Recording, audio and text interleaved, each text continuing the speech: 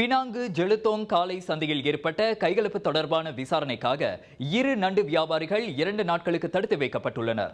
அவர்கள் இருவரும் 23 மற்றும் 35 வயது ஆடவர்கள் என்பதை திமோர் லாவோட் போலீஸ் தலைவர் அசிஸ்டன்ட் கமிஷனர் ரஸ்லாம் அப்துல் ஹமீட் உறுதிப்படுத்தியுள்ளார். அவ்விருவருக்கும் எதிராக குற்றவியல் சட்டத்தின் 353வது பிரிவின் கீழ் விசாரணை மேற்கொள்ளப்படுகிறது.